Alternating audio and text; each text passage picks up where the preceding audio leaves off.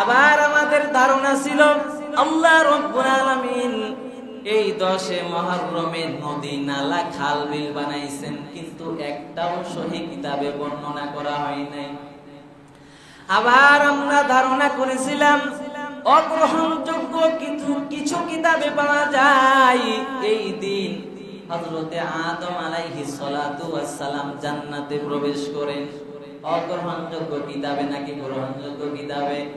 কথা বলেন, অগ্রহণযোগ্য কিতাবে। আবার এই দিনে আদম আলাইহিস সালামের দোয়া আল্লাহ কবুল করেন, গ্রহণযোগ্য কিতাবে নাকি অগ্রহণযোগ্য কিতাবে? আবার আমার আল্লাহ এই দিন আদম আলাইহিস সালাতু ওয়াস সালামকে দুনিয়ার মানুষের খেলাফতের দায়িত্ব দিয়ে দুনিয়ায় পাঠাইছিলেন, গ্রহণযোগ্য কিতাবে না অগ্রহণযোগ্য কিতাবে? অগ্রহণযোগ্য কিতাবে। আরো অনেক ক্লেশ আছে। এই দিন ইব্রাহিম নবী জন্ম লাভ করেন, এটাও গ্রহণযোগ্য কিতাবে নাই, অগ্রহণযোগ্য কিতাবে। আবার আছে এই 10 মুহররমে ইব্রাহিম নবী নমরুদের আগুন থেকে মুক্তি লাভ করেছিলেন, গ্রহণযোগ্য কিতাবে নাকি অগ্রহণযোগ্য কিতাবে? আবার বর্ণনা করা হয়েছে হযরত ইউনূস আলাইহিস সালাম মাছের পেট থেকে যেদিন মুক্তি লাভ করেন সেটাও ছিল 10 মুহররম, গ্রহণযোগ্য কিতাবে নাকি অগ্রহণযোগ্য কিতাবে? আবার প্রমাণ পাওয়া যায় এই দিনেই আল্লাহ তাআলা হযরত ইউসুফ আলাইহিস সালামকে ওই কূপ থেকে বের করান, গ্রহণযোগ্য কিতাবে নাকি অগ্রহণযোগ্য কিতাবে? হযরত ইউসুফ আলাইহিস সালামকে যখন তার 10 ভাইরা খেলার কথা বলে যখন ইউসুফ আলাইহিস সালাতু ওয়াস সালামকে বাঘে খেয়েছে বলে অপবাদ দিয়েছিল, অথচ তারা নিজেরাই নিজের ভাইকে কূপে ফেলাইছিল কি ফেলাই নাই? যেদিন মুক্তি লাভ করেছিলেন অগ্রহণযোগ্য কিতাবে পাওয়া যায় সেই দিনটা ছিল 10 মুহররম, আশুরার দিন। গ্রহণযোগ্য কোন কিতাবে নাই, অর্থাৎ এর সনদ খুবই দুর্বল। জমির দলিল যেমন জাল হয়, কোনো সম্মান কোনো কাজে লাগে না। জমির দলিল যদি স্ট্রং হয় ওই জমিটার মূল্য যেমন দামি। নকল জমিন বানাইয়া নকল দলিল বানাইয়া কেউ যদি জজের কাছে বিচারকের কাছে উপস্থাপনা করে নকল দলিলটা যেমন চলে না, অগ্রহণযোগ্য কিতাবে যে ঘটনা আছে বিশ্বাস করা যাবে না, মুসলমান বিশ্বাস করতে পারে না।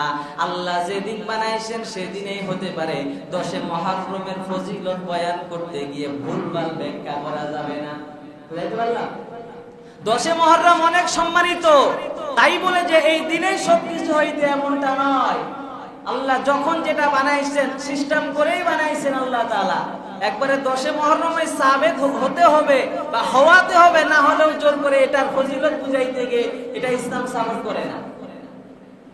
ইসলাম কোন একটা দিনের ফজিলত বাড়াইতে গিয়ে বিশেষ কিছু আমল নিজের মন করে আমল করা যাবে না। শবে কদর জানি আমরা এই রাত ইবাদতের রাত, এই রাতে আপনার কি করতে হয়? নফল নামাজ পড়তে হয়। এখন যদি আমরা মিলাদ কিয়াম শুরু করে দিই, কিতাবে আছে? কথা বলেন না কেন? কিতাবে নাই, অগ্রহণযোগ্য কিতাবে। আর কি কি আছে অগ্রহণযোগ্য কিতাবে বলি। এরপরে হযরত নূহ আলাইহিস সালাতু ওয়াস সালামের নৌকা মহাপ্লাবন থেকে মুক্তি পেয়ে যদি পাহাড়ে যেদিন অবতরণ করেন সেই দিনটা 10 মুহররম। বলেন তো গ্রহণযোগ্য কিতাবে নাকি অগ্রহণযোগ্য কিতাবে? অগ্রহণযোগ্য কিতাবে এটাও বর্ণনা হয়েছে। আবার হযরত আইয়ুব আলাইহিস সালাতু ওয়াস সালাম শরীরে যখন পোকামাকড় খেয়ে ফেলছিলেন, আমার আল্লাহ তাকে যেদিন সুস্থতা দান করেছিলেন সেই দিনটাও 10 মুহররম ছিল। বলেন তো গ্রহণযোগ্য কিতাবে আছে নাকি অগ্রহণযোগ্য কিতাবে? অগ্রহণযোগ্য কিতাবে। আবার হযরত দাউদ আলাইহিস সালাতু ওয়াস সালামের দোয়া যেদিন আল্লাহ কবুল করেছিলেন সেটাও ছিল 10 মুহররম, আশুরার দিন। বলেন তো গ্রহণযোগ্য কিতাবে নাকি অগ্রহণযোগ্য কিতাবে? আবার হযরত ইয়াকুব আলাইহিস সালাতু ওয়াস সালামের দৃষ্টি শক্তি যখন আল্লাহ ফিরায়া দেন, হযরত ইয়াকুব আলাইহিস সালাতু ওয়াস সালাম তার সন্তান ইউসুফ আলাইহিস সালাতু ওয়াস সালামকে হারানোর বেদনায় এমন কান্না করেছিলেন যে ইয়াকুব আলাইহিস সালাতু ওয়াস সালামের চোখ অন্ধ হয়ে গিয়েছিল। ওই ইউসুফ আলাইহিস সালাতু ওয়াস সালাম যখন তার জামাটা তার ভাই বিনিয়ামিনের দ্বারা পাঠিয়ে দেয়, তখন সেই জামাটা চোখে লাগানো মাত্রই ইয়াকুব নবীর চক্ষু ভালো হয়ে গেছিল। পরে এটাও নাকি 10 মুহররমে। বলেন তো গ্রহণযোগ্য কিতাবে নাকি অগ্রহণযোগ্য কিতাবে? আবার হযরত ঈসা আলাইহিস সালাতু ওয়াস সালাম অলৌকিকভাবে পিতা ছাড়াই জন্ম লাভ করেছিলেন, সেটাও 10 মুহররম। বলেন তো গ্রহণযোগ্য কিতাবে নাকি অগ্রহণযোগ্য কিতাবে? অগ্রহণযোগ্য কিতাবে।